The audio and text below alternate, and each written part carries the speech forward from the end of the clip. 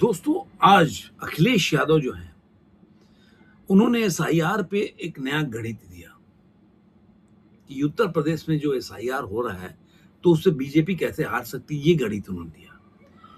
लेकिन इस गणित पे हम आगे चलें और उस पे डिस्कशन करें और उसके एनालिसिस करें, उनके स्टेटमेंट को, तो एक पहली बात ये तो क्यों इन्होंने बोला और दूसरी बात कि क्या आज के टाइम में जो बयान दे रहे हैं कि एसआईआर से उनको फ़ायदा होने वाला है, तो इतने दिनों तक वो 10-10 प्रेस कॉन्फ्रेंस कर चुके हैं कि एसआईआर नहीं होना चाहिए, उसमें गड़बड़ी हो रहा है, मुस्लिम मतदाताओं का या उनके मतदाताओं का वोट काटा जा रहा है, तो वो सब क्या था?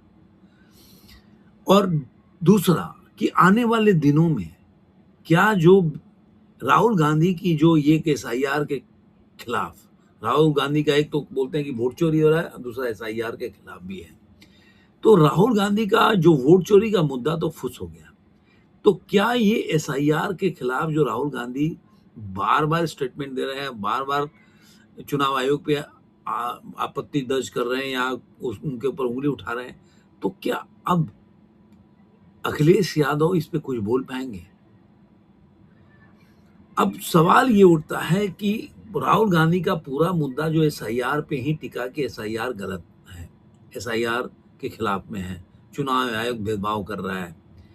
मैंने आपको पहले भी वीडियो करके बताया था कि देखिए राहुल गांधी ईवीएम से भी हार गए और अभी पंचायत का चुनाव हुआ, वो बैलेट पेपर से हुआ, वहां भी हार गए। एक और चीज बार-बार लोग करते हैं कि जब मेयर के चुनाव, मेरे ख्याल से चंडीगढ़ के मेयर का चुनाव था जिसमें कि बीजेपी पे या वहाँ के चुनाव आयोग पे आरोप लगा था, जो चुनाव का अधिकारी था कि वो घालमेल कर रहा है और वीडियो फुटेज जारी हुआ था। तो उस समय तो बैलेट पेपर से चुनाव हुआ था। तो आप ईवीएम का अगर विरोध कर रहे हैं, फिर बैलेट पेपर से भी बोल रहे चोरी हो रहा है, तो आखिर चुनाव होगा कैसे? तो विपक्ष जो है पहले भी कंफ्यूज थी, आज भी कंफ्यूज है। और इस कंफ्यूजन में केवल अखिलेश यादव ही नहीं है, पूरी विपक्षी दल है। अब अखिलेश यादव पहले कंफ्यूज थे, चाहे वो राहुल गांधी के संसर्ग या सानिध्य से कंफ्यूजन हो गई हो उनको कि नहीं एसआईआर से गड़बड़ हो रहा है, वोट काटा जा रहा है, बीजेपी अपने विरोधियों का वोट काट रही है। तो अब जो बोल रहे हैं तो कि मतलब अब जो 4 करोड़ के आसपास अगर वोट कट रहा है तो बीजेपी का ही वोट कट रहा है। वो बता रहे थे कि 85% अगर मान लीजिए, मैं बताऊंगा योगी आदित्यनाथ ने क्या बोला था, तो उस हिसाब से वो गणित बता रहे थे। अब एक सवाल क्यों उठा, क्योंकि 14 दिसंबर को योगी आदित्यनाथ ने एक भाषण के दौरान एक जगह बोला था कि एसआईआर में बीजेपी को घाटा होने वाला है, क्योंकि 4 मतलब 3 करोड़ 91 कुछ ऐसे लाख जो है वोट कट जाएंगे और जिससे बीजेपी को नुकसान होने वाला है। तो मतलब वो 85% बीजेपी का वोट कट जाए, तो उस मुद्दे को आज ये नींद से जगाएगी। असल में जैसे राहुल गांधी आप देख रहे होंगे कि अब थैंक यू यात्रा निकाल रहे हैं उत्तर प्रदेश में, जो 2024 में चुनाव में इनको सीट मिला तो उसका सोचिए। तो वैसे ही 14 दिसंबर को उन्होंने बोला था योगी आदित्यनाथ ने, आज अखिलेश यादव की नींद खुली। अब इस पे आज जो है, आज है 28 तारीख, तो आज कितना दिन हो गया? 14 से लेकर 14 दिन हो गया, तो 14 दिन तक बोल क्या रहे थे?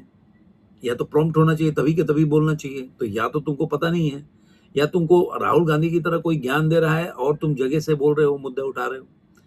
तो यहाँ पे समस्या ये हो गई है कि ये लोग पूरी तरह से कंफ्यूज है। अब मान लीजिए योगी आदित्यनाथ ने बोला तो ये सीरियस मैटर है कि चलो इनका मानना है। अब ये सच्चाई है कि उत्तर प्रदेश में पूरा जो वोट है वो 15 करोड़ के आसपास है।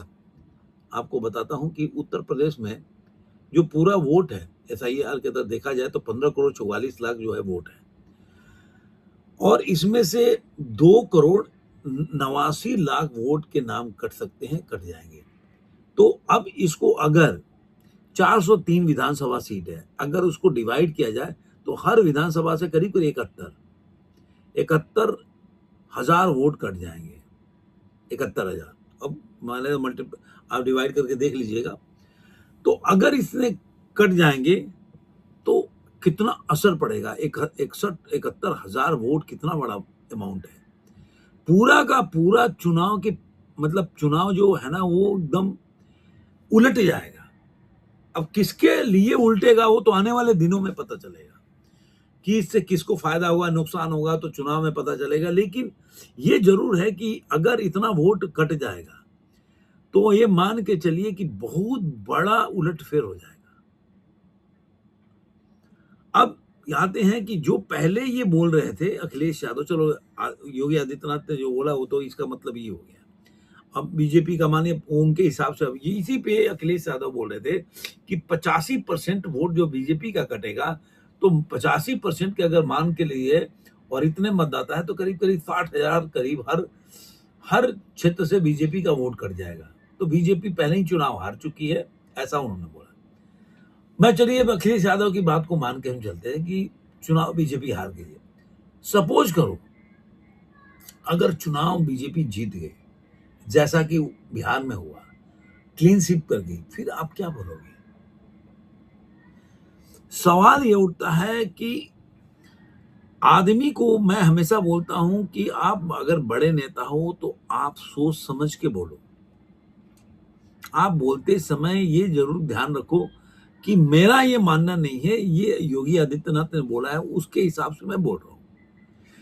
आप अपनी जो बोलने का एक जो तरीका होता है उससे क्या ना कि अपनी जनता में ख्याति खोते जा रहे हो, विश्वास जो खोते जा रहे हो, क्योंकि आप ऊट पटांग बोलते हो और ऊट पटांग बोलते रहोगे तो जनता सीरियस नहीं लेती। जैसे कि आजकल राहुल गांधी को देख लीजिए, जनता सीरियस ही नहीं लेती। आप कुछ भी बोल देते, वो लोगों के दिमाग में है कि जर्मनी गए, जर्मनी से आके कुछ ना कुछ बोलेंगे।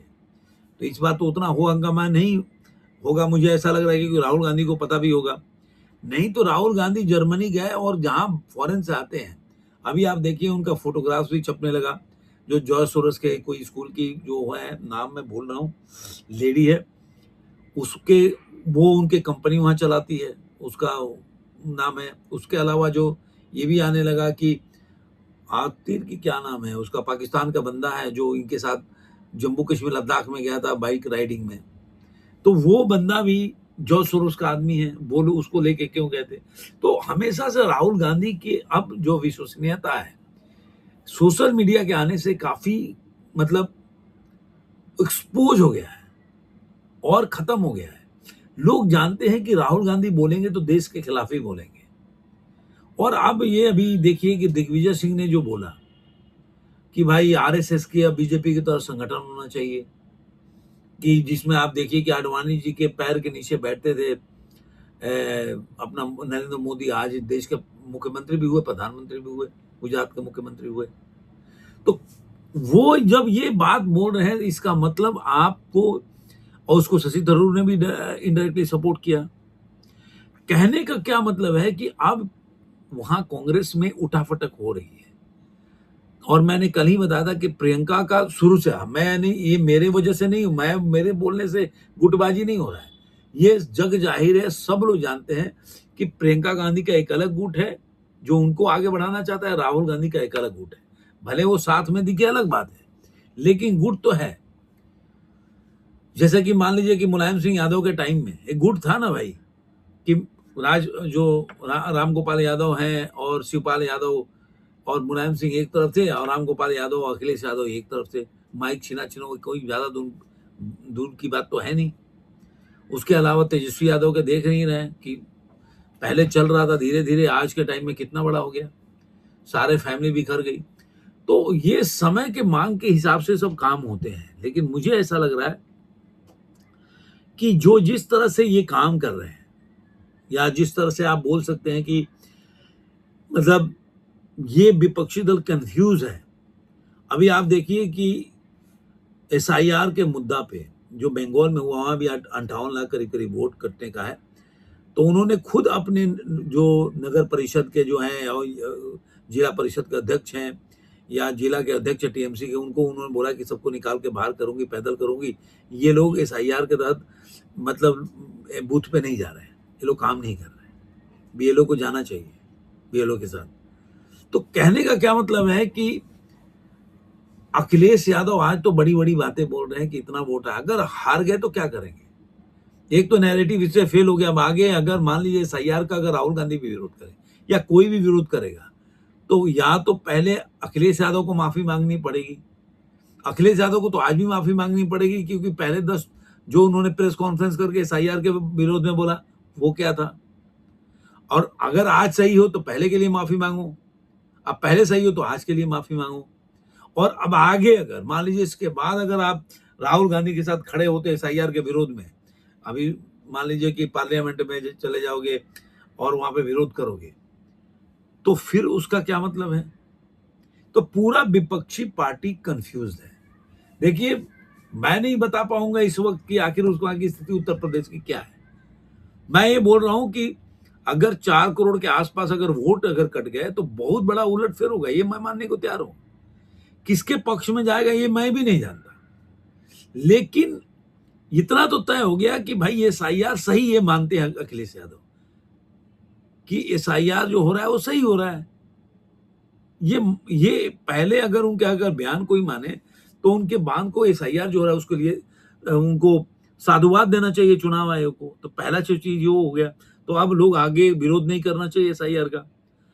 दूसरा है कि अगर चुनाव में आगे आने वाले चुनाव में हार गए तो फिर एसआईआर को दोष देंगे क्या कि मेरे मतदाताओं को काट दिया गया, मेरे मतदाताओं को, जैसे बोल रहे थे कि जो उपचुनाव हुआ था 10 जगह की, मेरे वोटरों को वोट नहीं देने के लिए जाने नहीं दिया गया। तो ये मुझे लग रहा है कि थोड़ा सा यहाँ पे फेल तो हो रहे हैं। अब एक और मुद्दा उठाए उनके जो आते हैं कि अभी देखिए 1,26,00,000 जो करोड़ जो थे वो लोग स्थानांतरित दूर छोड़ के चले गए, और जो लोग मिले ही नहीं वो करीब 84 लाख के आसपास, मतलब 83,73,73,000 का संख्या है। और अगर मान लीजिए कि जिन्होंने फॉर्म नहीं किया वो 9.5 लाख है तो दोनों को जोड़ दीजिए तो करीब करीब 95 लाख, 1 करोड़ के आसपास मान के चलिए कि सॉरी 1 करोड़ के आसपास मान के चलिए कि लोग ऐसे हैं या तो उन्होंने फॉर्म नहीं भरा और फॉर्म भरे तो आए नहीं। तो आखिर ये 1 करोड़ के आसपास कौन लोग हैं जो अभी इतने लोग अनुपस्थित है, फॉर्म ही नहीं भरे, 83,73,000, तो ये लोग फॉर्म ही नहीं भरे, तो आखिर ये लोग गायब हैं। तो आखिर गए कहाँ? कौन लोग थे? किसके लोग थे? किसके वोटर थे? उसके बाद जिन्होंने फॉर्म लिया 9,57,000, तो उन्होंने फॉर्म क्यों नहीं जमा किया? क्या बात है? क्या वो मतलब घुसपैठिए थे कि वो डर गए, उन्होंने फॉर्म उस वजह से नहीं डाला कि हम पकड़ में आ जाएंगे? तो ये सब जो चीजें हैं वो बता रही है कि कहीं ना कहीं उत्तर प्रदेश में, बंगाल के बाद उत्तर प्रदेश में बहुत बड़ा रण क्षेत्र बनने वाला है आने वाले दिनों में 27 के चुनाव में, और इसका बिगुल फूंक चुका है। आगे देखते हैं इसमें बीजेपी का जो 14 दिसंबर को योगी आदित्यनाथ ने बोला, उस पर जो आज रिवर्ट किए 14 दिन के बाद अखिलेश यादव, तो उस पर अब बीजेपी की तरफ से क्या जवाब आता है? आपको ये वीडियो कैसा लगा जरूर कमेंट बताइए। फिर मिलेंगे किसी और वीडियो में। आज के अंक में इतना ही।